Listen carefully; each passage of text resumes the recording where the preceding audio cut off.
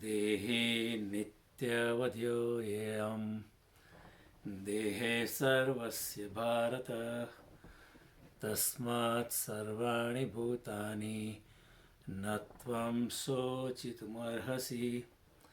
हे अर्जुन, यह आत्मा सबके शरीरों में सदा ही अवध्य है। इस कारण संपूर्ण प्राणियों के लिए तू शोक करने के लिए योग्य नहीं है। तो भगवान इस दूसरे अध्याय में बड़ी गहन बात करते हैं। भगवान देखो उच्च कक्षा की बात से शुरुआत करते हैं। भगवान ने ऐसा नहीं सोचा कि चलो पहले दूसरी बात समझाते हैं, बाद में अंत में आत्मा की बात समझाते हैं। भगवान ने सीधी आत्मा की बात से ही शुरुआत की, जो अल्टीमेट है। इस जगत में एक ही चीज़ जो अल्टीमेट है वो आत्मा और परमात्मा है। बाकी सब दुनियावी चीज़ें होती है, उसका प्रायोरिटी होती है, लेकिन वो सेकेंडरी और टर्सरी होती है। लेकिन the prima facie priority goes to atma and paramatma. तो भगवान ने पहले से अर्जुन को आत्मा की बात ही समझानी शुरू कर दी। कृष्ण कोई दुकानदार नहीं है कि पहले आपको एक इन्फीरियर फालतू चीज़ बताए, बाद में अगर कस्टमर जाने लगे तो अच्छी चीज़ बताए। ऐसा कृष्ण नहीं कहते। कृष्ण करुणावान है। कृष्ण चाहते हैं कि अर्जुन सबसे उच्च चीज़ ग्रहण कर पाए, वो समझ पाए, न केवल समझ पाए बुद्धि से, लेकिन आत्मसात कर पाए, अपने प्राणों के प्राण तक उसको ले जाए। इसलिए भगवान ने आत्मा की बात, आत्मा और परमात्मा की बात से शुरुआत की। भगवान कहते हैं देही, देही यानी जो देह में रहता है वो देही यानी कि आत्मा। सो आत्मा का दूसरा नाम है देही। एक नाम है आत्मा, दूसरा नाम देही। देही नित्य अवध्यो अयम। आज ये जो आत्मा है, शरीर में देह में रहने वाला जो देही है, वो हमेशा के लिए अवध्य है। देह सर्वस्य भारत। ऐसा नहीं कि सिर्फ मनुष्य के शरीर में ही जो आत्मा है वो अवध्य है। कोई भी भूत मात्र जो जीवित पदार्थ है उसके अंदर जो आत्मा है, चाहे वो कुत्ता हो या बिल्ली हो या मच्छर हो, जो भी हो, सभी के शरीर में देह सर्वस्य भारत। सभी देह में जो देही जो है वो अवध्य है, उसका वध किया ही नहीं जा सकता है। Is impossible. कृष्ण कहते अगर मैं भी करना चाहूँ तो भी नहीं हो सकता है, क्योंकि ये फंडामेंटल रूल ऑफ एग्जिस्टेंस है, उसको आप अनरूल में नहीं ले जा सकते। इसलिए भगवान कहते तस्मात् सर्वाणि भूतानि न त्वं शोचितुमर्हसि। अर्जुन, भूत मात्र के लिए, न केवल अपने भीष्म पितामह के लिए या न गुरु द्रोण के लिए या कौरव के लिए या अपने पांडवों के लिए, किसी के भी लिए या कुत्ते बिल्ली हाथी घोड़े के लिए भी तुझे कोई शोक करने की ज़रूरत नहीं है। क्योंकि सभी देह में जो प्रकाश में जो जो ज्योतिर्मय पुंज जैसा जो आत्मा होता है वो तो अवध्य है, उसका नाश कभी होता नहीं। तो भगवान ने अभी आखिरी बात कही एक बात भी जो क्लियर करनी नहीं नहीं की थी। सब भगवान ने सोचा होगा, शायद अर्जुन सोचता होगा केवल मनुष्य का आत्मा ही अवध्य है, प्राणियों का तो शायद वध कर सकते हैं उसकी आत्मा को। ऐसा नहीं है। कोई भी आत्मा, कोई भी देह में कोई भी आत्मा हो, उसका वध करना संभव ही नहीं है, क्योंकि आत्मा तो अजर है, अमर है, और शरीर के मरने से आत्मा मरती नहीं है। तो भगवान एक के बाद एक भगवान कहते इस कारण तो संपूर्ण प्राणियों के लिए, न केवल अपने भाई भांडु के लिए या भीष्म के लिए या द्रोण के लिए या कृपाचार्य के लिए या अभिमन्यु के लिए या किसी भी जो इधर युद्ध में खड़े हैं योद्धा, उसी के लिए तो शोक करने नहीं। इतना ही नहीं, कोई भी प्राणी के लिए भी तुम्हें शोक करने की आवश्यकता नहीं है, क्योंकि देही नित्य अवध्योयम, उसका वध संभव ही नहीं है। तो अर्जुन तू रोता क्यों है स्टार्ट स्माइलिंग ऑन कहीं भी इस जगत में एक भी कोई भी ऐसी संयोग नहीं है कि इंसान को शोक करना चाहिए। खाली याद आए हम और खाली याद जाने वाले हैं। जो कुछ भी बीच में मिला है वो संयोग से मिला है, परमात्मा की कृपा से मिला है। हमारे सिंचित कर्मों के परिणाम से मिला है, वो कभी भी जा सकता है, कभी भी बढ़ सकता है, कभी भी उसमें कमी हो सकती है, लेकिन रोने की कोई ज़रूरत नहीं है। आखिर सब कुछ छोड़ के ही जाना है। तो भगवान कहते हैं कि न त्वम सोचितुम अर्हसि, संपूर्ण प्राणियों के लिए तू शोक करने के लिए योग्य नहीं है। भगवान एक के बाद एक आत्मा के क्या लक्षण है, एक के बाद एक अर्जुन को बताते जाते हैं। जैसे कोई फिजिक्स का हम चैप्टर पढ़ते हैं कि ये पदार्थ है तो उसके गुण क्या होते हैं उसके what are the properties, what is the correlation, what is the coefficient of expansion and contraction of solids and liquids। जैसे फिजिक्स में रूल आते हैं, हर विज्ञान में रूल आते हैं, उसी तरह भगवान इधर आत्मा के बारे में बड़ी वैज्ञानिक ढंग से समझाते हैं कि अर्जुन रोने का कोई कारण नहीं है। ये तो आत्मा तो जो मरता है वो शरीर ही है, वो आत्मा तो कभी मरता नहीं। तेरा जो सच्चा स्वरूप है, तेरा जो इनर सेल्फ है, तुम्हारे जो आत्मस्वरूप है वो उसको नष्ट किया ही नहीं जा सकता है। भगवान कहते हैं अविनाशी तो तद्विद्धि ये न सर्वमिदं ततम विनाशम अव्यस्य न कश्चित कर्तुम अर्हसि। ये अविनाशी आत्मा का विनाश करने के लिए कोई भी शक्तिमान नहीं है, इसलिए तुम फिक्र मत कर। यैनं वेत्ति हन्तारं यश्चैनं मन्यते हतम् उभो तो न विजाने तो नायमन्ति न हन्यते। जो भी कोई आत्मा को मारने वाला समझता है या मारा जा सकता है ऐसा समझता है वो दोनों कुछ नहीं जानते, वो दोनों चाइल्डिश है। ये आत्मा न हन्ति न हन्यते, न किसी को मारता है न किसी से मारा जा सकता है। He is ruling out every possibility. Krishna is so exhaustive. ये सब एंगल से, चारों ओर से आत्मा के बारे में हमको समझाते हैं। भगवान कहते हैं न जायते म्रियते वा नायम भूत्वा भविता वा न भूय अजो नित्य शाश्वतोऽयं पुराणो न हन्यते हन्यमाने शरीरे। आत्मा न जन्म लेती है न मरती है। ऐसा नहीं कि पहले नहीं था, अभी है, बाद में नहीं होगा। वो सदा के लिए है। अज है, नित्य, हमेशा की है, शाश्वत है, इट्स देयर फॉर एवर। त्रिकालातीत है, पुरातन है। न हन्यते हन्यमाने शरीर है। शरीर के मरने से, शरीर को कोई मार दे तो आत्मा मरती नहीं है, शरीर जाता है। वो शरीर का, उसके शरीर में जो पदार्थ है वो भी विनाश नहीं होता है, उसका ओनली ट्रांसफॉर्मेशन होता है ना, क्योंकि matter can not be destroyed. आज के विज्ञान ने भी सिद्ध किया है matter can only be transform. भगवान बार बार कहते हैं वासांसि जीर्णानि यथा विहाय नवानि गृणाति नरोपराणि तथा शरीराणि विहाय जीर्णान अन्यानि संयाति नवानि दे। जिस तरह इंसान जब वस्त्र पुराने पड़ जाते हैं तब जर्जरित हो जाते हैं, तब ये जब वस्त्र बदल लेता है, उसी तरह आत्मा भी जब शरीर पुराना पड़ जाता है या शरीर अब रहने के लिए योग्य नहीं बचा है, कोई व्याधि आ गई है, कोई एक्सीडेंट हो गया, कोई लिम्फ का खून ज़्यादा बह गया, तो आत्मा को भी रहने के लिए वो योग्य स्थान नहीं है। इसलिए वो आत्मा वो शरीर को छोड़ के दूसरा शरीर धारण कर देती है। वो एक it is just our skin you can change. जैसे सांप जो है अपनी स्किन बदलता है, ऐसी बात है। तो भगवान कहते हैं क्यों रोता है?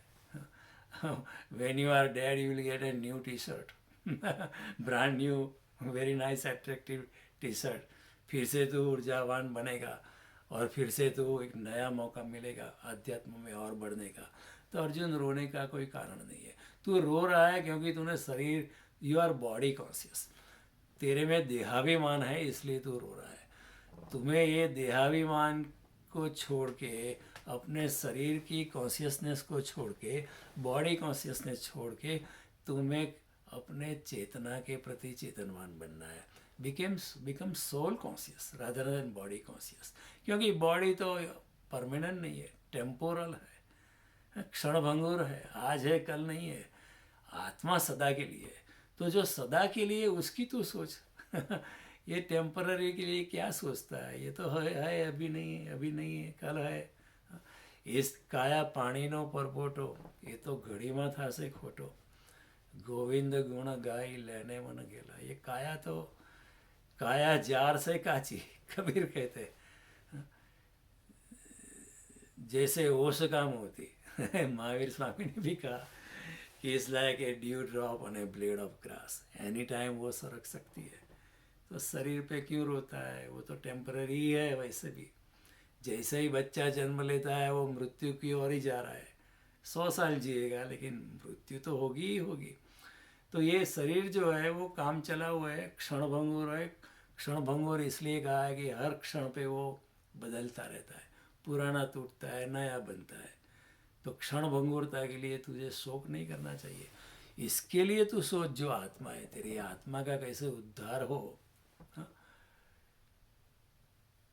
इस लोक में आने के बाद भगवान कहते हैं तुझे अपनी आत्मा के लिए सोचना चाहिए। उद्धरेद आत्मानम न आत्मानम अवसादे। मनुष्य जन्म लेने के बाद अपने आत्मा के उद्धार के लिए सोचना चाहिए। अपने आत्मा को अवगति में मत ले जाओ। उद्धरेत आत्मानम न आत्मानम अवसादे। अपने आत्मा को खड्डे में मत डालो। जैसे कबीर कहते हैं, झीनी रे झीनी चदरिया, ये राम नाम रस भीनी चदरिया। और कबीर कहते हैं ज्यों की त्यों धर देनी चाहिए। जैसे भगवान ने आपने मुझे चदरिया दी थी, मैंने उसको बिल्कुल साफ रखा है और आपको वापस देता हूँ। उसी तरह मनुष्य को अपने आत्मा के बारे में सोचना चाहिए। शरीर के बारे में इतना सोचने की ज़रूरत नहीं है। जब हम शरीर के बारे में ज़्यादा सोचते हैं तो मीन शरीर के साथ जो भी अटैच थिंग्स है, शरीर के पास शरीर के साथ जुड़ी हुई जो भी चीज़ें है, उसके साथ भी हमारा अटैचमेंट हो जाता है, उसके साथ भी हमारी माया जुड़ जाती है। तो अगर मुझे मेरे शरीर के प्रति बहुत ही अटैचमेंट है, बहुत ही आसक्ति है, तो फिर शरीर के साथ मेरा मकान जुड़ा है, मेरी प्रॉपर्टी जुड़ी है, मेरा बैंक अकाउंट जुड़ा है, मेरा नेटवर्क ऑफ रिलेशन, संबंधे, पति पत्नी कुटुंब मित्र सब जुड़े हैं, उसके साथ भी मेरी माया लग जाती है। फिर माया अनंत हो जाती है और इस माया की चुंगाल से फिर छूटना बहुत मुश्किल हो जाता है। भगवान कहते हैं दैवी येषाम गुणमयी मम माया दुरत्या। मेरी ये त्रिगुणात्मक जो माया है उसको पार करना अर्जुन बहुत मुश्किल है। मामे वये प्रपद्यन्ते माया मेताम तरन्ति। लेकिन जो मेरी शरण में आता है और मुझे अनन्य भक्ति से मेरे साथ जुड़ जाता है, वो मेरी कृपा से ये घोर माया का जंगल जो है उसको भी पार कर लेता है। भगवान उसको जंगल कहते हैं। दूसरे एक जगह भगवान कहते हैं यदा ते मोह कलिलम बुद्धिर्व्यति तरिष्यसि तदा गंतासि निर्वेदम श्रोतव्यस्य श्रुतस्य च। ये अर्जुन, जब तेरी ये बुद्धि इस माया रूपी घने जंगल से, यदा ते मोह कलिलम, मोह रूपी जंगल जो है तेरा, उससे तू बुद्धि से भी पार निकल जाएगा। तब तो जो भी जाना हुआ है, नहीं जाना हुआ है, जो भी कमाने के लिए बाकी है, जो नहीं मिला है, उसके सभी प्रति तो उदासीन हो जाएगा। You will become indifferent and nonchalant to those things. You will never worry about जो आया सो ठीक, नहीं आया तो भी ठीक है। जो भी परमात्मा ने दिया वो प्रसाद है, बस ऐसी भांति तू जिएगा और तू मुक्त होने लगेगा। तो भगवान एक के बाद एक आत्मा के लक्षण अर्जुन को बताते हैं और भगवान कहते हैं नैनम छिन्दति शस्त्राणि नैनम दहति पावक न चैनम क्लेद्यन्त्यापो न शोषयति मारुत। आत्मा को शस्त्रों से छेदा नहीं जा सकता है, अग्नि से जलाया नहीं जा सकता है, पानी से भिगोया नहीं जा सकता है और पवन से उसको सुखोया नहीं जाता है। क्यों? क्योंकि आत्मा पदार्थ ही नहीं है। सभी से आगे जो पार हो जाना ही जिसका गुणधर्म है, वो इंद्रियों से आगे, शरीर से आगे, मन से आगे, बुद्धि से आगे, समय से पार है, स्थान से पार है, त्रिकालातीत है, इमेजरेबल है, यह अचिंत्य है। उसके बारे में हम सोच भी नहीं सकते। फिर भी भगवान हम कृपा करके कुछ लक्षण देते हैं हमें। भगवान कहते हैं अछेद्य है, हम छेदन नहीं किया जा सकता, अदायो है, हम उसको जलाया नहीं जा सकता है। अक्लेद्य, उसको भिगोया नहीं जा सकता, अशोष्य, उसको आप हवा से उसको ड्राई नहीं कर सकते, सुखाया नहीं जा सकता है। नित्य है, सर्वगत है, आत्मा कहीं भी जा सकता है। टेस्ट ट्यूब में भी, वो टेस्ट ट्यूब में भी आत्मा प्रवेश कर सकता है। अगर माता के गर्भ में आत्मा प्रवेश कर जाता है तो टेस्ट ट्यूब में कौन सी दिक्कत है? क्योंकि वो नित्य है और सर्वगत है, कहीं भी जा सकता है। अब कमरा बिल्कुल एयर टाइट बंद कर दो तो भी आत्मा तो जा सकती है अंदर, आत्मा को कोई बैरियर ही नहीं है। स्थाणुर, स्थिर है, अचल है, सनातन है। भगवान ने बहुत सारे लक्षण आत्मा के बताए, वो बोलते हैं अव्यक्त होता है आत्मा, अचिंत्य है, अविकार्य है, उसमें कोई विकार नहीं होता है। हमारे शरीर में विकार होते हैं, शरीर बचपन में होता है या फिर कुमार अवस्था में होता है, पौंगड़ अवस्था में होता है, युवा अवस्था में होता है, हाँ, फिर प्रौढ़ अवस्था में होता है, फिर जर्जरित होकर वृद्धावस्था में जाता है। ये सब जो चेंजेस होते हैं वो आत्मा को नहीं है। कभी हम कहते हैं कि चलो आत्मा बूढ़ा हो गया, आत्मा अभी बच्चा है, आत्मा अभी जवान है। आत्मा के बारे में हम नहीं कहते, आत्मा वैसे का वैसे होता है। नो चेंजेस, अविकार्यो अयम उच्यते, कहा जाता है। तस्मादेवं विदित्वेन नानुशोचितुमर्हसि। आत्मा को इस प्रकार जानकर तू इसके बारे में शोक करने के लिए, रोने के लिए तो योग्य नहीं है। इतना बहादुर है तू, क्यों रोता है? बार बार भगवान कहते कि रोना छोड़। भगवान कृष्ण हमें जिंदगी में ये सिखाते हैं, हंसते रहना। हंसते हंसते जीना। कितना भी विपत्ति आ जाए, कितना भी मृत्यु भी सामने आ जाए, तो भी रोने का कोई कारण नहीं। मृत्यु को भी आप हंसते लिपट सकते हो, तभी तो मृत्यु परास्त हो जाती है। मृत्यु ही हार जाती है ऐसे योगी के सामने, कि जो मृत्यु आती है तो भी हंसता रहता है, आने दो, आई एम फाइन। कब मिला हूँ, कब भेंट हूँ, पूर्ण परमानंद कबीर कहते हैं। मृत्यु वगैरह कल आनी है तो आ जाए, मैं तैयार हूँ, आई एम रेडी। कम से कम परमात्मा का मिलन हो जाएगा।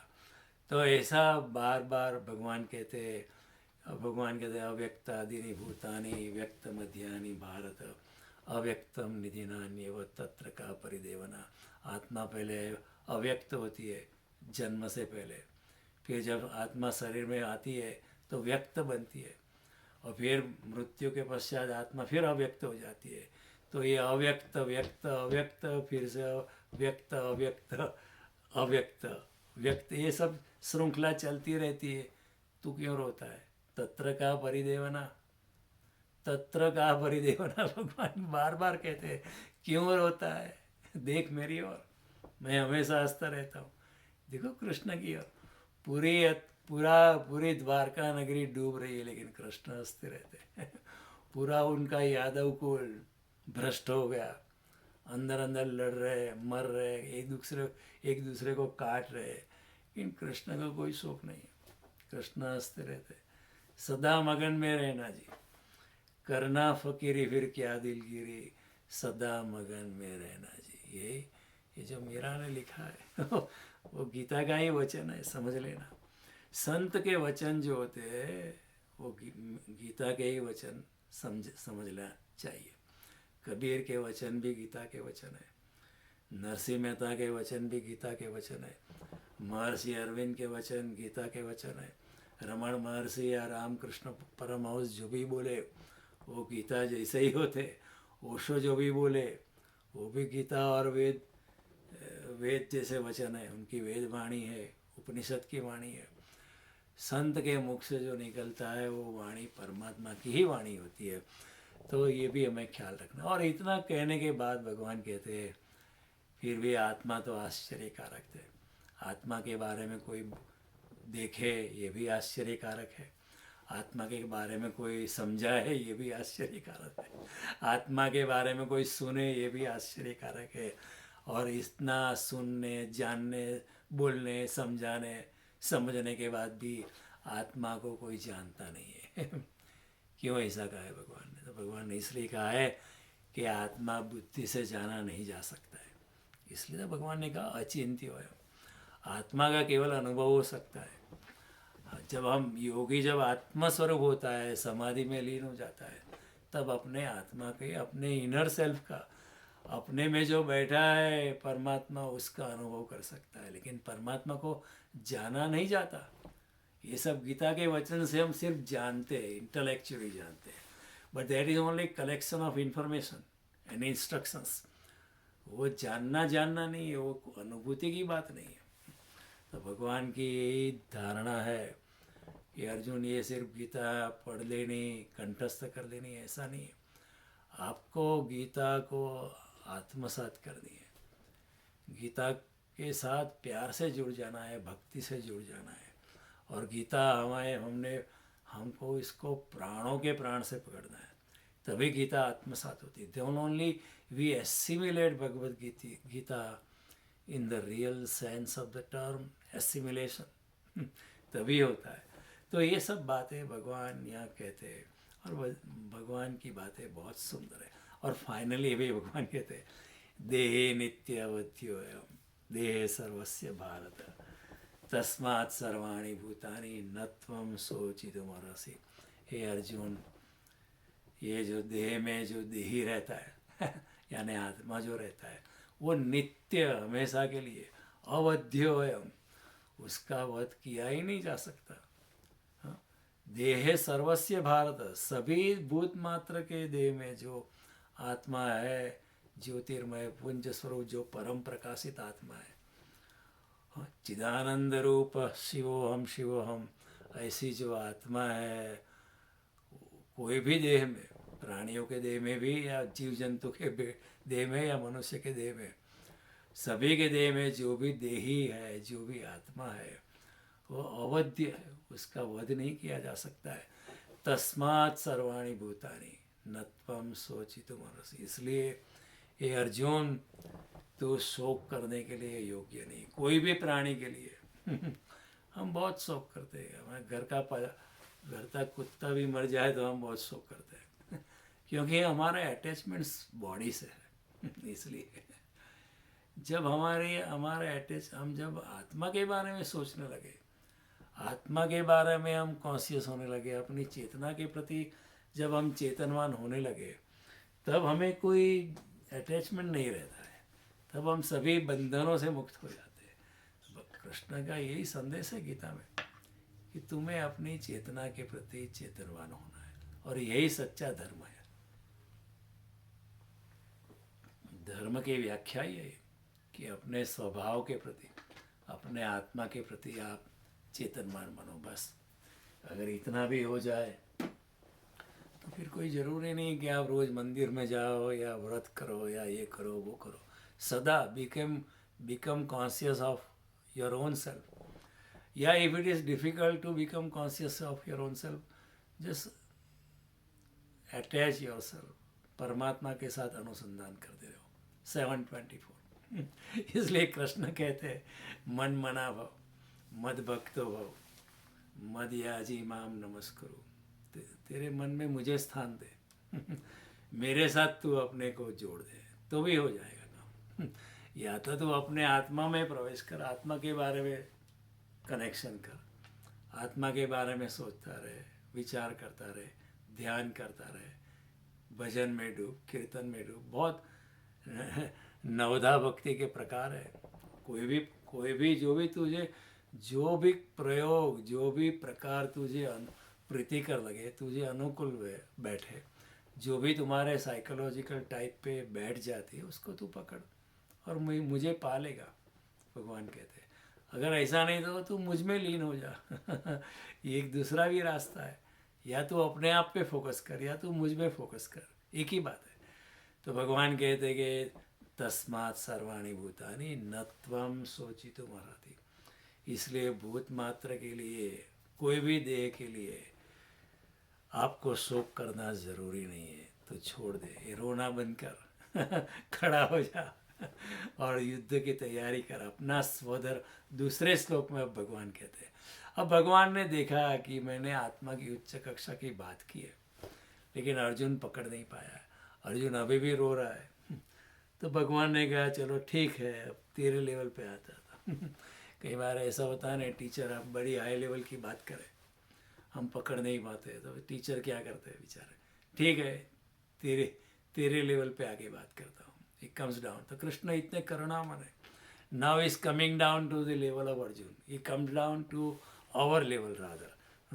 वो कहते हैं स्वधर्म अपि चावेक्ष्य न विकम्पित तुम अर्हसि धर्माधि युद्राच्छयो अन्य क्षत्रियस्य न विद्यते। तथा अपने स्वभाव को देखकर, अपने साइकोलॉजिकल टाइप को देखकर, अपने स्वधर्म को देखकर भी तू भय करने योग्य है। तू ये रोने के लिए योग्य नहीं है, भय करने के लिए योग्य नहीं। अर्थात तुझे भय नहीं करना चाहिए, क्योंकि तू तो क्षत्रिय है। You are a warrior, you are a born leader. तुझे क्या भय है? क्योंकि क्षत्रिय के लिए धर्मयुक्त युद्ध से बढ़कर, ये तो धर्म युद्ध है, धर्मयुक्त युद्ध से बढ़कर दूसरा कोई कल्याणकारी कर्तव्य नहीं है। कृष्ण यहाँ बहुत अद्भुत बात करते हैं, समझने का प्रयास करना चाहिए। कृष्ण ने आत्मा की बातें करी, लेकिन अर्जुन पकड़ नहीं पाया। तो कृष्ण कहते ठीक है, अभी तेरे लेवल फिर हो जाता है। भगवान कहते स्वधर्म, स्वधर्म यानी क्या?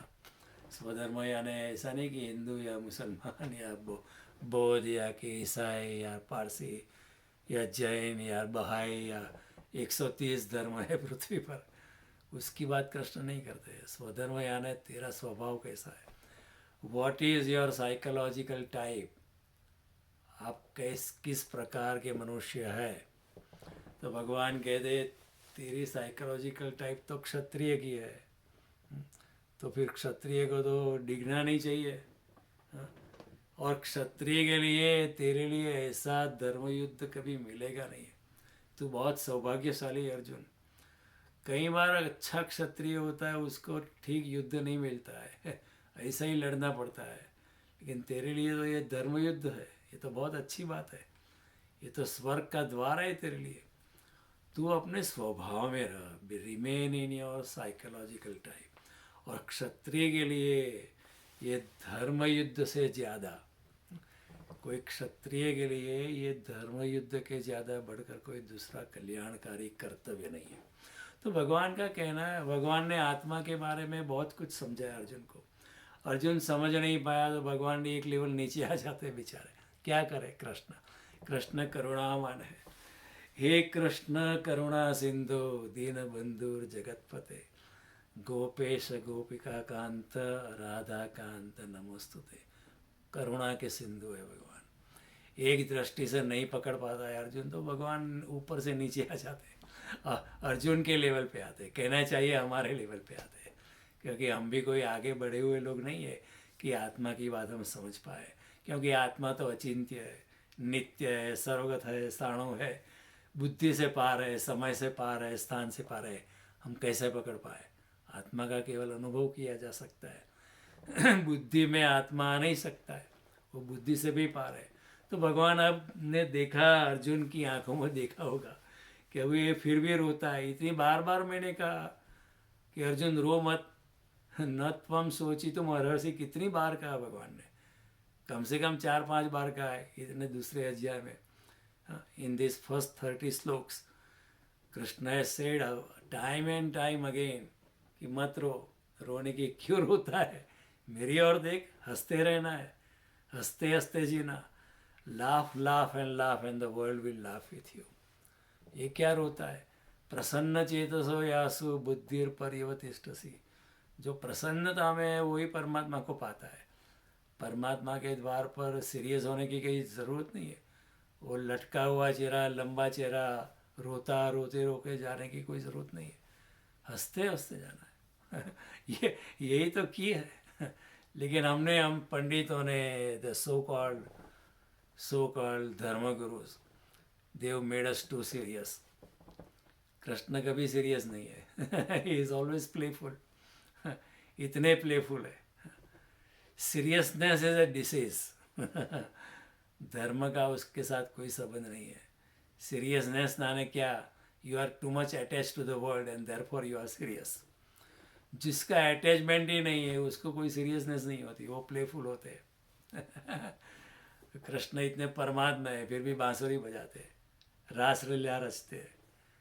कोई कहीं देवों को आश्चर्य हुआ था, ये पर ब्रह्म हो के ये रासलीला करता है ये क्या बात है। लेकिन कृष्ण इज प्लेफुल, हंसते रहते, गाते रहते, बांसुरी बजाते रहते। जगत में ऐसा कोई परमात्मा नहीं है, हम देखा नहीं है। दूसरे के परमात्मा बहुत सीरियस है यू नो, वध स्तंभ पे लटके हुए सीरियस रोते हुए, कृष्ण सदा हंसते हुए तो हंसते रहना है। इसलिए भगवान कहते हैं कि ठीक है अभी तू ये बात आत्मा की नहीं समझता है, मैं तेरे लेवल पे बात करता हूँ। भगवान कहते हैं तेरी साइकोलॉजिकल टाइप जो है ना क्षत्रिय की है। हर इंसान की टाइप होती है। देखो अभी ये बड़ा मनोविज्ञान की बात भगवान करते हैं, ये समझने जैसा है। हर इंसान जो होते हैं उसकी एक मनोवैज्ञानिक टाइप होती है। और कृष्ण का कहता है कि आप अपनी टाइप में रह कर आप कर्म करो, और जो भी कर्म होता है उसका फल निमसता है वो भगवान के चरणों में अर्पित करो। ऐसा करने के माध्यम से, ऐसा कर करके भी आप मुझको प्राप्त कर सकते हो। अगर आप ध्यान नहीं कर सकते हो, आप आत्मरति में नहीं जा सकते हो। कई लोग ऐसे होते हैं उनके लिए ध्यान करना बहुत मुश्किल है आत्मा के बारे में सोचते रहना मुश्किल है। वो लोग कुछ ना कुछ करते रहते हैं। तो भगवान कहते हैं ठीक है तू करता रहे, लेकिन तू अनासक्ति से करता रहे ये भगवान का ही है। और तेरा जो टाइप है ना, तू कोई ध्यान करने वाला इंसान नहीं है। तो युद्ध को छोड़कर भाग भी जाएगा नहीं तो तू भी, जब तुझे पता चलेगा कि किसी ने भीम को मारा है या किसी ने तो तेरे बड़े भाई युधिष्ठिर को मारा है, तेरा खून जलेगा, तू वापस ही आ जाएगा। क्योंकि तेरा क्षत्रिय का तेरी जो ट्रेनिंग है, तेरा जो प्रशिक्षण है, एक तो क्षत्रिय घराने में जन्म है, तेरे रग रग में क्षत्रिय का खून है। तेरा काम है लीडरशिप का, तेरा काम है राज करने का, तेरा काम है लड़ने का। और एक अच्छे क्षत्रिय होने के नाते इन प्रजा का बुरे लोगों से रक्षण करना तेरा ये स्वभाव है। It is naturally in your blood. Even if you run away from it you will come back. तेरे से और कुछ नहीं होगा। तू बैठ के भजन नहीं कर सकता है भजन करने वाले लोग अलग होते हैं। अर्जुन तू ऐसा नहीं है। ध्यान का एक पेड़ के नीचे किसी शांत सरोवर के तट पर या किसी गुरु के आश्रम में बैठ के ध्यान करने वाला तू नहीं है, क्योंकि you are a man of action तू बैठ ही नहीं सकता है शांति से। सो तेरे लिए कर्मयोग ठीक है। और तेरा टाइप जो है क्षत्रिय का है, लड़ने वाला। तू ब्राह्मण टाइप नहीं है देखो हर इंसान का टाइप है। ये जो अभी मैं आपको जो समझाने जा रहा हूँ उसके शांति से समझना। हर इंसान जो होता है अलग होता है इस पृथ्वी पर। और उस वैविध्य को ध्यान में रखकर देखो, आपके घर में आपका भाई होगा लेकिन आपसे अलग होता है। Even identical twins are different on many counts. Twin brothers या ट्विन सिस्टर्स जो होती है ना, वो भी थोड़ा अलग होते हैं। माँ को पता चलता है, हमें पता नहीं चलता है, वो अलग होते हैं। क्योंकि परमात्मा ने जो सृष्टि की जो रचना की है वो बड़ी वैविध्यपूर्ण बनाई है।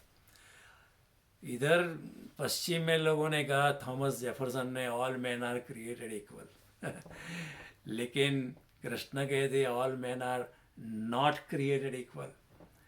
कैसे? हाँ, from a social justice point of view, सामाजिक न्याय की दृष्टि से वी आर ऑल इक्वल। इसमें कोई भेदभाव नहीं होना चाहिए कि ये क्षत्रिय है या ये ब्राह्मण है या ये वैश्य है, ऐसा नहीं होना चाहिए।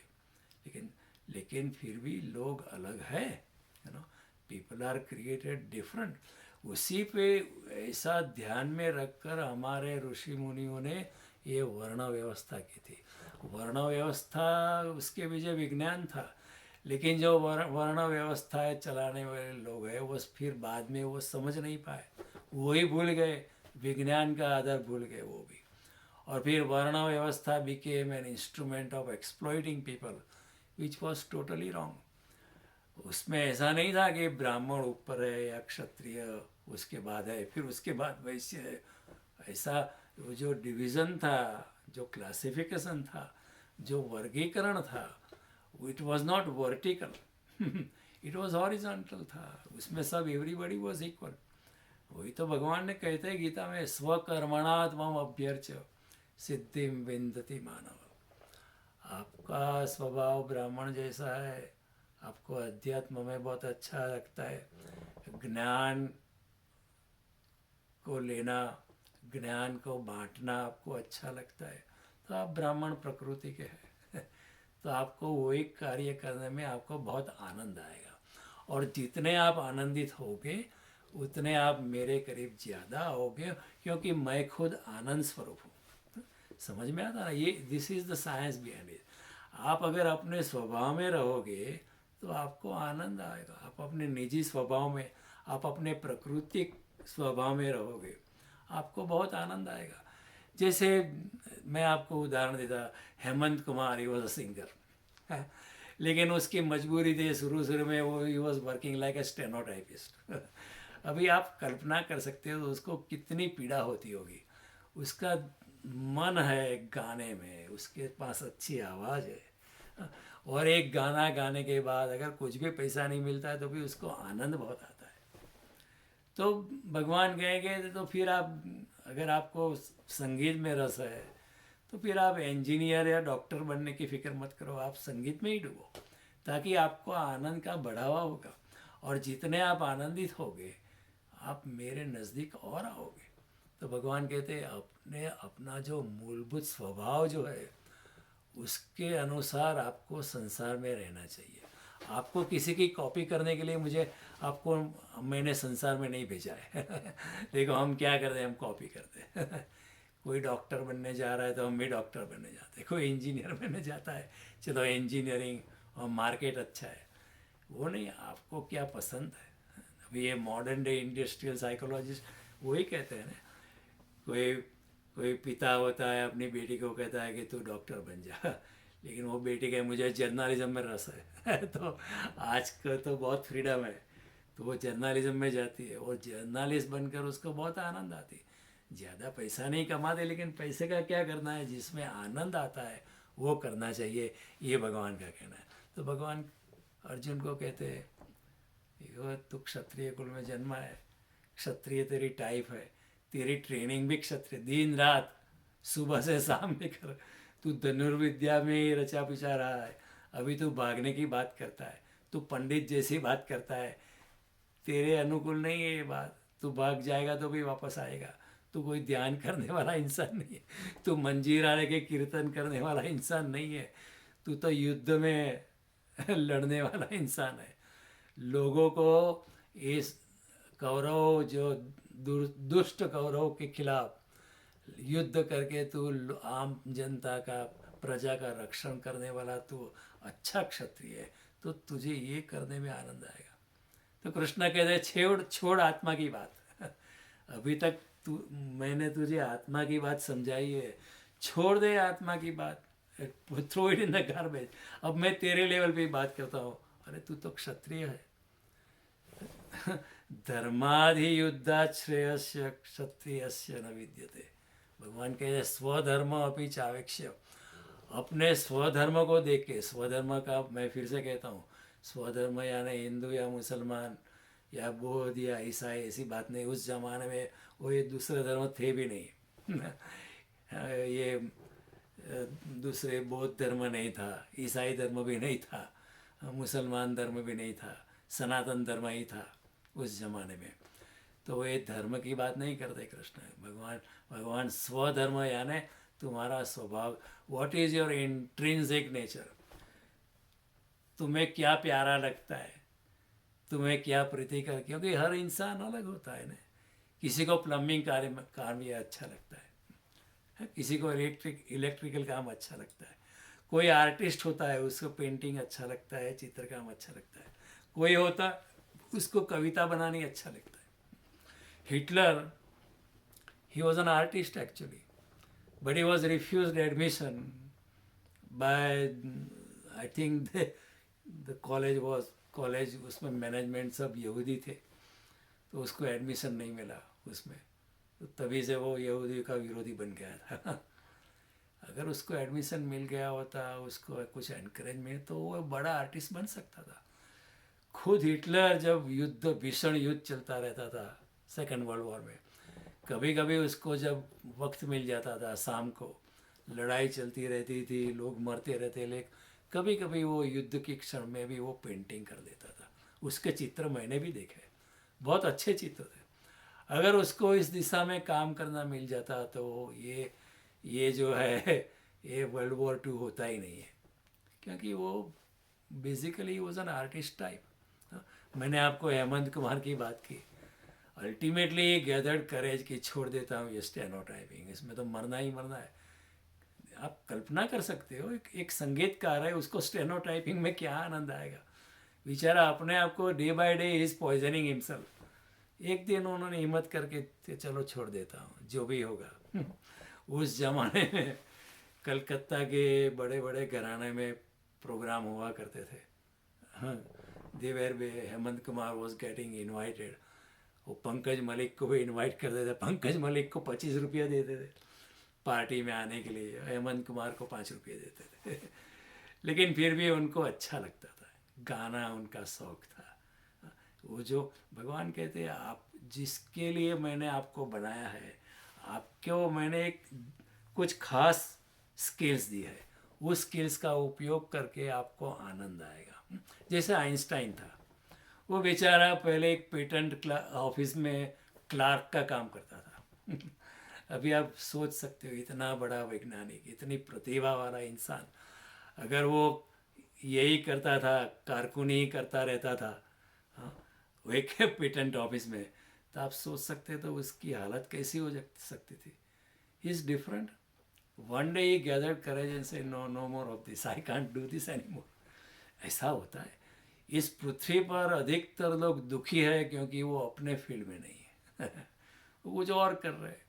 कई लोग होते हैं डॉक्टर बन जाते हैं, लोग अच्छा डॉक्टर अच्छा कमा लेते हैं, उसके पास बुद्धिमत्ता है, इंजीनियर भी बन सकता है, साइंटिस्ट भी बन सकता है, डॉक्टर, लेकिन उसका बेंट ऑफ माइंड ऐसा है साहित्य में। कभी उसकी प्रैक्टिस ख़त्म होती है, दिन भर थका हुआ हारा हुआ, खाने के बाद सोने से पहले वो कुछ लिखना चालू करता है, उसको इसमें बहुत आनंद आता है। तो भगवान कहते हैं कि अगर आपको लिखने में आनंद आता है, साहित्य में आनंद आता है, आप साहित्यकार ही बनो। चाहे कुछ कम कमाओ, लेकिन साहित्यकार बनने से आपकी प्रतिभा खिल जा उठेगी, आपको बहुत आनंद आएगा और आप आनंद से और रहोगे। जितने आप आनंद में होगे उतने आप परमात्मा के प्रति आपकी यात्रा जल्दी से होगी। और मैं आनंद स्वरूप हूँ, आप भी आनंद स्वरूप होंगे, तो आप मुझको सरलता से पा सकते हो। वैन गोग नाम का इतना बड़ा महान आर्टिस्ट था, he was a great artist. उसकी कोई उस ज़माने में उसकी कोई वैल्यू नहीं थी। आज उसके चित्र जो है अगर मिल भी जाते हैं कहीं से तो $1 मिलियन से कम में बिकते नहीं है। लेकिन उसके उसके ज़माने में उसके पेंटिंग की कोई वैल्यू नहीं करता था। उसका बड़ा भाई था, उसको 1 वीक के लिए खाने के पैसा देता था। तो वैन गॉग क्या करता था, एक दिन भूखा रहता था और जो पैसा बचता था उसमें पेंटिंग का सामान, कैनवास, उसकी तुले का जो पेंटिंग का ब्रश था वो सब लेके आता था। एक दिन भूखा रहता था लेकिन पेंटिंग करने में मग्न हो जाता था। इतना मग्न हो जाता है इंसान कि वो ध्यान बन जाता है। ध्यान को ऐसी बात नहीं कि आपको एक जगह बैठना है आँख बंद करके और 1 घंटे का अलार्म मुक के रखे वो ध्यान होता है, ऐसा नहीं। आप अपने कार्य में अगर लीन हो जाओ, तन्मय हो जाओ, डूब जाओ और खो जाओ, तो वो भी एक ध्यान है। कविता लिख लिख के भी अगर कभी परमात्मा के चरणों में गुम हो जाए, तन्मय हो जाए, परमात्मा के साथ एकात्मकता भजन लिख लिख के हो जाए, तो वो भी एक रास्ता है परमात्मा को पाने का। तो भगवान ये कहते हैं कि देख, हर इंसान अलग है। All man are not created equal, they are equal from a social justice point of view. सामाजिक न्याय की दृष्टि वो समान है, लेकिन हर इंसान को अलग अलग बनाया। कितनी देखो परमात्मा की वैविध्यता, वैविध्य शक्ति इतनी बड़ी विशाल है। He does not repeat the same model. हम पता चल जाता है लगे एक ही प्रकार की गज़ल हम जब सुनते गए ये जगजीत गाता होगा, या ये मेहदी हसन की गज़ल होगी, ये मोहम्मद रफ़ी गाता होगा, उसकी स्टाइल से हमें पता चल जाता है, क्योंकि उनके पास ज़्यादा इतनी वैविध्य शक्ति नहीं होती है जितनी परमात्मा के पास होती है। अब सोचे, सुबह आप चाय पीते हो, तो चाय में भी कितनी टाइप होती है, हमको पता भी नहीं है। जब आप जाते हो फार्मर्स मार्केट में, चाय की पूरी आइल होती है, black T, this T, herbal tea, फला टी, कितने, how many types of T. Coffee की भी कितनी टाइप है। एक ही चीज़ की बना रहे हैं। परमात्मा की सृजनात्मक शक्ति में इतना वैविध्य है कि हजार चीज़, एक ही चीज़ लेकिन हजार चीज़ उसमें। एक टाइगर है, लेकिन tiger, Siberian tiger is different, Bengal tiger is different, Sumatra का टाइगर डिफरेंट, इंडोनेशिया का टाइगर डिफरेंट। एक कमल का फूल, तो कमल में भी कितनी टाइप होती है। डॉग्स कुत्ते होते हैं। हम जब इंडिया में जाकर, चलो कुत्ता कुत्ता होता है, लेकिन अभी इधर डॉग का एग्जीबिशन होता है। There are some 500 types of dogs, हमको पता भी नहीं है। ये हर चीज़ में परमात्मा ने अपनी अपनी जो कलात्मक शक्ति है, अपनी जो आर्टिस्टिक नेचर है, परमात्मा ने अपनी जो सृजनात्मक शक्ति है, उसमें वैविध्य डाला है।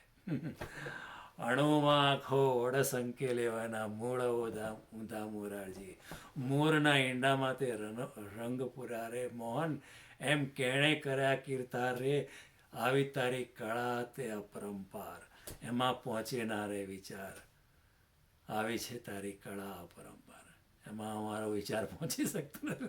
એટલી બધી इतनी इतनी वैविध्यपूर्ण ये जगत है। No two man is alike, even identical twins are not alike, the two sisters are not alike, two brothers are not alike। इतने प्रकार के लोग हैं।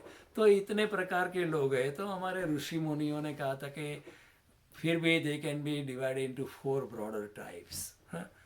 कोई इंसान ब्राह्मण प्रकृति का होता है, कोई इंसान वैश्य प्रकृति का होता है, कोई इंसान क्षुद्र प्रकृति का होता है, कोई इंसान जो होता है वो क्षत्रिय प्रकृति का होता है। और इसमें कोई भेदभाव नहीं है। आप कोई भी प्रकार में होकर परमात्मा को प्राप्त कर सकते हो। कृष्ण ने खुद कहा है गीता में, स्त्रियो वैश्य तथा क्षुद्र तेपि याति पराम गतिम। स्त्री हो या पुरुष हो, वैश्य हो या क्षुद्र हो या क्षत्रिय हो या कोई भी हो, मुझको पा सकता है। ऐसा कोई भेद नहीं था, ऐसा कोई डिस्क्रिमिनेशन उस जमाने में था नहीं। वर्ण व्यवस्था में ऐसा कोई लेकिन बाद में ये डिस्क्रिमिनेशन है, वो बहुत बुरा हुआ ना। अगर डिस्क्रिमिनेशन होता तो राम सबरी के घर क्या जाते? कभी नहीं जाते। क्या कृष्ण विदुर जी को गले लगाते? नहीं, विदुर जी दासी पुत्र थे बेचारे।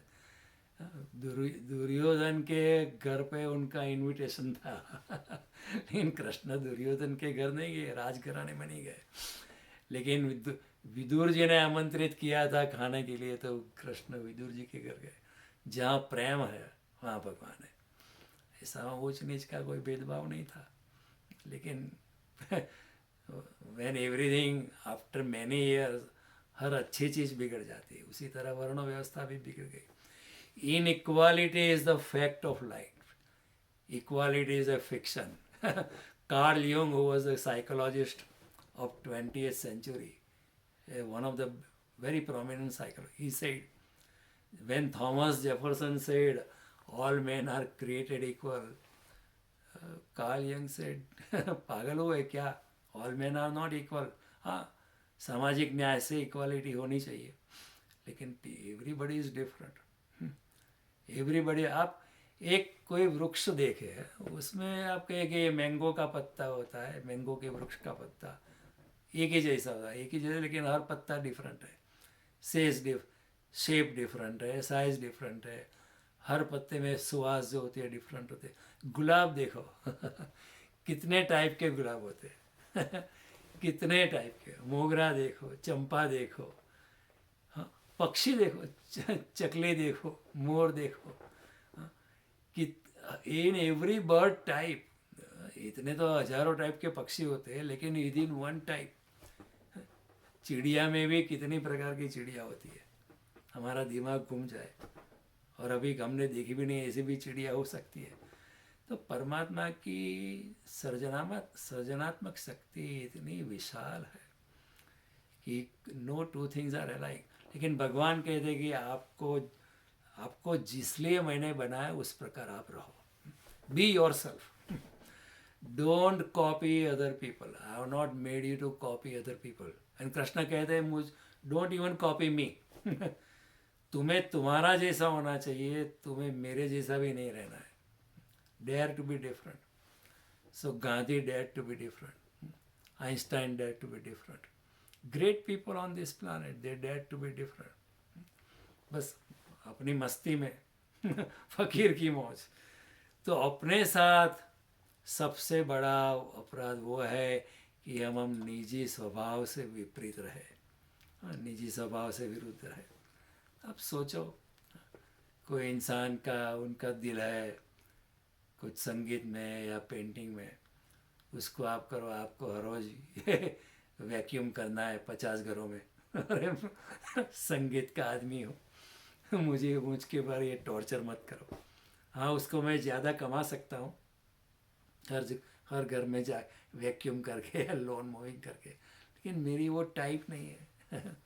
कोई अगर प्लम्बर है, उसको बोला आप इलेक्ट्रिकल वर्क करो, वो बोलेगा वो मैं नहीं कर सकता हूँ। 1-2 दिन ट्राई करेगा, वो नहीं। गुजराती में कहावत है ना, मेल करवत मोची ना मोची। देयर वॉज वन मोची cobbler, he tried to be a carpenter. After some time he said no, no. It was a bad decision. I like the carpentry. अभी देखो, इस सुधार होना भी, तो there is a degree course, और उसमें एडमिशन लेने की भी मुश्किल होता है। सुधारी में आप कल्पना कर सकते हो। तो भगवान का कहना है कि be yourself, what ever type I have made you, आप अपनी अपनी प्रकृति में रहो। और भगवान अर्जुन को कहते हैं तेरी प्रकृति क्षत्रिय की है, मैं जानता हूँ तू क्षत्रिय घराने में पैदा हुआ है, तेरे रग रग में क्षत्रिय का खून दौड़ रहा है। Your basic type is for leadership, for royalty, for ruling over people, for giving justice, rule over people, और लोगों का रक्षण करना, आसुरी लोगों के सामने युद्ध खेलना और लोगों का रक्षण करना, भले लोगों का, ऋषिजन का, ब्राह्मणों का, अच्छे लोगों का रक्षण करना, ये तेरे, उसमें तुझे आनंद आएगा। तू दूसरा होना, अन्यथा तुझे दुख होगा, तू रोता ही रहेगा। तू इसलिए रोता है कि तू अब पंडित होना चाहता है, तो दुखी होगा ना। तो अपने स्वभाव के अनुसार रहो, ये भगवान का सूत्र है। स्वधर्म अपिचा, अपने स्वभाव के देख लो कि आपको किस में आनंद आता है। कई लोग का स्वभाव होता है क्षत्रिय, उनका स्वभाव होता है कुछ भी हो जाए। हमारे इंडिया में कितने लोग हैं, राजपूत लोग, मर जाएंगे लेकिन हटेंगे नहीं। ऐसा हम नहीं है, हम भाग के खड़े हो जाएंगे, क्योंकि हमारा क्षत्रिय स्वभाव नहीं है। मैं टाइम मैगजीन में एक बार एक लेडी जो आई थी, सोल्जर थी, वो इराक वॉर से वापस आई थी, उसके दोनों पाँव कट गए थे। सी वॉज ऑन आर्टिफिशियल लेग्स। उसको पूछा एक पत्रकार ने, जब उसको आर्टिफिशियल लेग्स मिल गया, वो चलने लगी, तो उसको पूछा कि अब क्या करना है, तो दोनों पाँव चले गए। Very miserable condition. उसने कहा कौन सी मिजरी है, I am fine, I am happy. Okay, what do you want to do now? अब you can't go back to army, you have to work here now in this, कोई office में काम करना पड़ेगा। She said no, I want to go back to Iraq war again. ये क्षत्रिय स्वभाव होता है। ये होता है क्षत्रिय स्वभाव। ये मर जाए, हमने कहीं किस्से देखे, राजपूत का सर भी कट गया है, फिर भी उसका धड़, उसका rest of the body still fighting blindly, उसको दिखाई भी नहीं देता है। भूचर मोहरी का संग्राम हुआ था, वो गुजरात में हुआ था।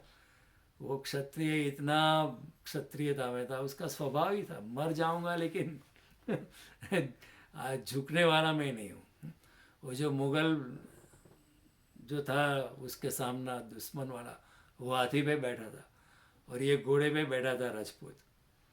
वो अपने घोड़े से उतरा, हाथी की सूंड पकड़ कर ऊपर चढ़ा और भाला फेंका उसने। देखो इतनी हिम्मत हाथी से तो दूर ही रहना पड़ता है ना, अपनी सूंड में पकड़ कर, लेकिन उसकी हिम्मत देखो, एक बिजली के त्वरा से वो अपने घोड़े से उतरा, दौड़ कर हाथी की सूंड पकड़ कर ऊपर चढ़ा और भाला फेंका।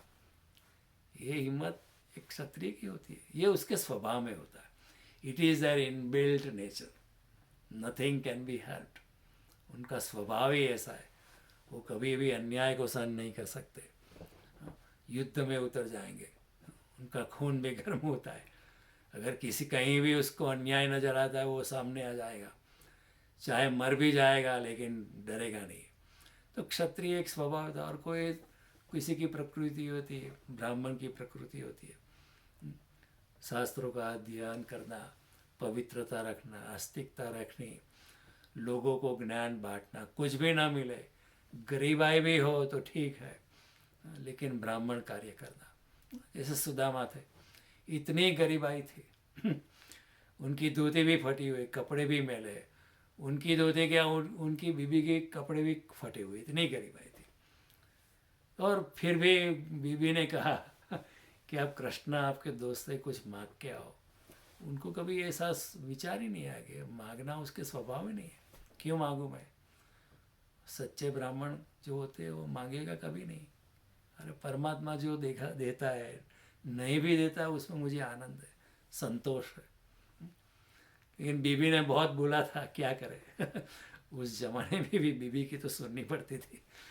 तो गए, लेकिन उन्होंने सोचा कि मैं जाते जाते कृष्ण की नगरी में मैं जाऊंगा, उनको मिलूंगा, लेकिन जाते जाते बीच में जितने गांव आएंगे वहाँ सब मैं भागवत का ज्ञान देते देता जाऊंगा। देखो कितना क्या पर्पस था। बीबी ने ज़बरदस्ती भेजा, और बीबी भी क्या करे, उसका भी कोई कसूर नहीं था। गरीबाई इतनी गहन थी, बच्चे को भूखा रहना कोई कोई माँ कैसे सहन करे। तो उसने भी आखिर कहा कि आप जाके आओ, कृष्णा आपके दोस्त है, कुछ सहायता कर लेंगे। लेकिन वो गए तो रास्ते में भागवत का, श्रीमद् भागवत, गीता, वेद, उपनिषद का ज्ञान देते देते गए और कृष्ण के पास पहुँचे। और कृष्णा ने उनको बहुत अच्छी तरह उनका सम्मान किया, राजघराने में रखा। लेकिन पर जब विदाई की घड़ी आई तो कृष्ण ने कहा, ठीक है अभी आप अपनी पुरानी धोती वापस ले लो, सभी राजघराने के कपड़े मैंने दिए थे वो भी वापस दे दो ये अब तुम्हारी ये धोती संभालो, और ये तुम्हारे पुराने जूते संभालो, ये राजघराने के जूते मैंने दिए थे वो वापस दे दो। कृष्ण भी कसौटी करते थे। तो सुदामा ने कहा, ठीक है बात, मैं आपने जो दिया था वो तो मैं छोड़ के ही जाने वाला था, मेरे अपना जो जूते वापस दे दो। वो अपने जूते, अपनी फटी हुई फटे हुए कपड़े पहन के निकल गया, परमात्मा कृष्ण को प्रणाम करके और सब रानियों को आशीर्वाद देके ये पवित्र ब्राह्मण निकल पड़ा। बाद में उसको पता, अरे बीवी ने मुझे मांगने के लिए दे भेजा था, मैं तो मांगना ही भूल गया। ये है ब्राह्मण प्रकृति, वो कभी मांगेगा नहीं, भूख से मर जाएगा। और फिर जाते जाते भी उसने भागवत, गीता, वेद, सभी धर्मों का ज्ञान प्रजा को देते देते अपने घर में पहुंचा। फिर अचानक उसको ख्याल आ गया, मैं तो मांगना ही भूल गया, अभी बीबी की डांट पड़ेगी उस जमाने में भी हस्बैंड को चिंता तो रहती थी कि बीबी की डांट पड़ेगी, सिविल इंक्वायर कहाँ मर गए थे इतने दूर, इतने दिनों तक लगता है गए ही नहीं। लेकिन बात कुछ और, कहने का तात्पर्य है कि जो ब्राह्मण प्रकृति को आता है उसको ब्राह्मण प्रकृति में रह के ही आनंद मिलता है, चाहे पैसा न मिले। क्षत्रिय प्रकृति का होता है, उसको क्षत्रियता में ही आनंद है, उसको पैसे की बहुत फिक्र नहीं होती है कोई वैश्य होता है ना, उसको व्यापार में ही आनंद होता है, और उसको पैसे में इतना रस लगता है कि वो लक्ष्मी को भी लक्ष्मी नारायण ही बोल देता है कि लक्ष्मी को ही वो लक्ष्मी नारायण ही बोल देता है। लेकिन भगवान कहते हैं, ठीक है आपको व्यापार में रस है, व्यापार करो, लेकिन कुछ समाज के लिए अपने व्यापार में से जो मुनाफा होता है उसमें से कुछ परम कार्य के लिए, कुछ अच्छे लोगों के लिए, राज्य के लिए, कुछ ब्राह्मण लोगों के लिए, कुछ अच्छे कार्य के लिए कुछ पैसा निकालो, उसमें कोई हर्जा नहीं है। वैश्य होकर भी अच्छे काम कर करके भी आप परमात्मा को पा सकते हो। और क्षुद्र यानी सेवा का धर्म। क्षुद्र यानी ऐसा नहीं कि आप नीच लोग हैं, ऐसा नहीं है, वो सेवा धर्म, वो भी सबसे पूरी क्रिश्चियनिटी जो है सेवा धर्म पे। कई लोगों का सेवा धर्म होता है, हमको पता नहीं चलता है, इतनी सेवा करने की उनकी वृत्ति होती है। एक घर में मैं मेहमान था, वो लोग मुझे जानते भी नहीं थे। ऐसे ही हमारी बात हुई, मैं होटल में रहता था, अटलांटा की बात है, जब मैं अटलांटा नया नया आया था, मैं होटल में रहता था, आई वॉज एक्सप्लोरिंग अटलांटा। इन लोगों का परिचय हुआ, वो बहुत अच्छे लोग थे, उन्होंने मुझे अपने घर बुलाया तो वो कहने लगे कि हमारे घर ही रहो। ने बोला मैंने होटल का पैसा दे दिया 1 महीने का, मैं होटल में ही रहूँगा। नहीं नहीं, हमारे घर आ जाओ। एक बार 1-2 दिन मैं वहाँ उनके घर रहने गया, लेकिन उनकी सेवा धर्म उनका इतना अच्छा था, आप कल्पना ही, वो विंटर के दिन थे तो उनकी बीवी ने क्या किया, उनकी बीवी ने जो बेड की जो चादर थी उसको, मैं सोने जा रहा था, उन्होंने नहीं नहीं जयदेव भाई रुको, वो बेड की जो चादर निकाली, उन्होंने ड्रायर में डाला, उसको बेड को चादर को थोड़ी गर्म करी। हालांकि ब्लैंकेट तो थे ही, लेकिन उन्होंने कहा आपको ज़रा वार्मथ लगे इसलिए हमने ये चादर को थोड़ी वार्म कर दी। ऐसा तो मैं कभी सोच ही नहीं सकता हूँ मैं मेहमान घर में आया तो मैं अच्छा कंबल दे सकता हूँ, अच्छी सैया दे सकता हूँ, लेकिन उनकी जो चादर है उसको भी मैं गर्म करके दूँ, ये तो हमारे दिमाग में ही नहीं आया। लेकिन कई लोग ऐसे होते हैं, सेवा करनी, सभी लोगों की सेवा करते हैं, सब लोगों की। ऐसा नहीं कि घर में जो मेहमान है बाहर भी जाते हैं। हाँ, वो इंसान जो था, एक बार हम गाड़ी में जा रहे थे, रास्ते में टायर पड़ा था, उन्होंने गाड़ी पार्क की, इतना बड़ा ट्रैफिक था, थोड़ा गैप मिला तो टायर खुद निकाल के साइड में किया, और किसी को एक्सीडेंट हो जाएगा। ये जो सेवा धर्म है ना, वो हमारे ख्याल में नहीं आ सकता है। तो ये तो भगवान का कहना है, हर इंसान अलग है, और ऐसा कोई रिजिड डिवीज़न नहीं है। अगर आप क्षत्रिय घराने में पैदा हुए हैं, लेकिन आपका ब्राह्मण प्रकृति है, तो आप क्रॉस कर सकते थे उस जमाने में। देखो महावीर स्वामी क्षत्रिय घराने में पैदा हुए, लेकिन उन्होंने काम क्या किया उन्होंने ब्राह्मण कार्य किया। बुद्ध क्षत्रिय घराने में भी पैदा हुए थे, लेकिन उन्होंने कार्य क्या किया, ब्राह्मण कार्य किया। ऐसा कोई रिजिडिटी नहीं थी। कृष्ण क्या कर रहे हैं, कृष्ण क्षत्रिय घराने में पैदा हुए, लेकिन क्या कर रहे, इधर गीता का उपदेश कर रहे, वो ब्राह्मण कार्य है। और परशुराम कैसे ब्राह्मण पैदा हुए थे, लेकिन उन्होंने काम क्षत्रिय का काम किया। हाँ, सारे पृथ्वी को निक्षत्रिय के लिए 21 बार की, पैदा हुए ब्राह्मण घराने में, लेकिन उन्होंने काम क्षत्रिय। तो ऐसा कोई रिजिडिटी नहीं थी पहले। जो अपना स्वभाव है वो करो, be do what you like to do. और भगवान कहते हैं अर्जुन को, अरे तू तो क्षत्रिय है, ये सब ब्राह्मणगिरी छोड़, ये पंडिताई छोड़, ये तेरे बस की बात नहीं है। तू मुझे भाषण देता है मैं तुझे जानता हूँ, ये तेरे बस का नहीं। हाँ, तू क्षत्रिय होकर रहेगा तो तू मुझको क्षत्रिय धर्म करके निष्काम भावना से करेगा काम, तो तू मुझको पा सकता है। वो करके भी हाँ, सुख दुखे समय कृत्वा लाभा लाभो जया जयो ततो युद्धाय युज्वस्व नैनम पापम वापसी। सुख दुख को समान कर कर, हानि लाभ को समान कर कर, जय पराजय को समान करके, मृत्यु और जीवन को समान कर कर, फिक्र मत कर, जय निष्काम भावना से तू युद्ध करेगा, तू बुद्ध बनकर लड़, तू महावीर बनकर लड़, अर्जुन मत लड़, तो भी तू मुझे पालेगा। तो ये निष्काम कर्म की बात करते, अपने स्वभाव में रहो। तो वर्ण व्यवस्था के पीछे विज्ञान था, वो फिर बाद में बिगड़ गई, वो बड़ा गलत था, लोगों का शोषण हुआ, ये भी बड़ा गलत था। लेकिन क्योंकि जो चलाने वाले थे वो भी खुद समझे नहीं, लेकिन उसके पीछे विज्ञान था। हमारे जो 4 वर्ण थे, जो 4 वर्णाश्रम थे, ब्रह्मचर्याश्रम, गृहस्थाश्रम, वानप्रस्थाश्रम, संन्यासाश्रम, ब्राह्मण, क्षत्रिय, उसमें बड़ा विज्ञान था। कोई बार मौका मिलेगा तो मैं आपको वर्णाश्रम के बारे में भी समझाऊंगा। लेकिन अभी जो भगवान कहते हैं कि भगवान कहते तू क्षत्रिय है तो अपना स्वधर्म देखकर भी तुझे लड़ना चाहिए। तू आत्मा परमात्मा की बात नहीं समझता है, मैं समझ सकता हूँ, क्योंकि तू ये फिलोसॉफी का ही, तू ब्राह्मण, तेरी प्रकृति नहीं है, तू विचार वाला बहुत इंसान नहीं है, तू तो लड़ने वाला इंसान है। तो ठीक है, लड़ने वाला भी है तो भी तू लड़, तो फिर भागने की क्या ज़रूरत है? तू ध्यान नहीं कर पाएगा, भजन नहीं कर पाएगा, कीर्तन नहीं कर पाएगा, तू इधर टीला टपका या आरती बारती करने वाला तो इंसान नहीं है। तू इंसान है लड़ने वाला। तो ठीक है, तो निष्काम भावना से तू लड़, और तुझे लड़ने में आनंद भी आएगा, तेरा स्वभाव है। तलवार की चमक में तेरा आनंद है और तेरा पैसा है लड़ने का, तेरा पैसा है, धंधा है। तो be in the profession what you like to be, do what you like to do.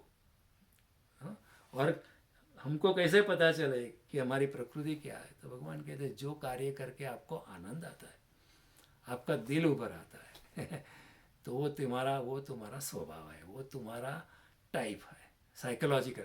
So this is nothing but advanced industrial psychology. ये जो वर्ण व्यवस्था थी वो एडवांस्ड इंडस्ट्रियल साइकोलॉजी। भगवान इधर साइकोलॉजी की बात करते हैं।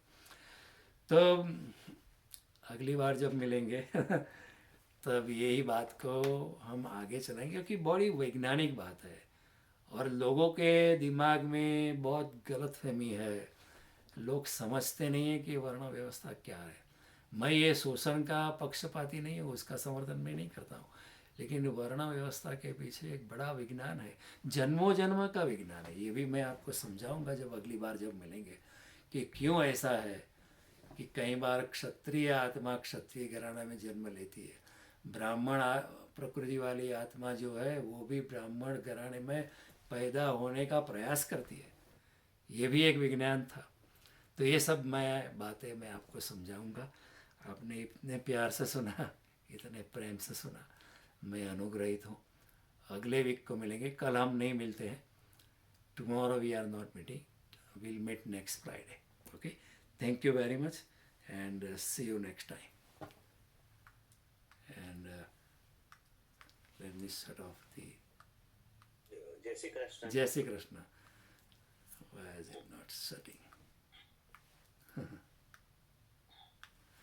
Okay, let me manually turn on.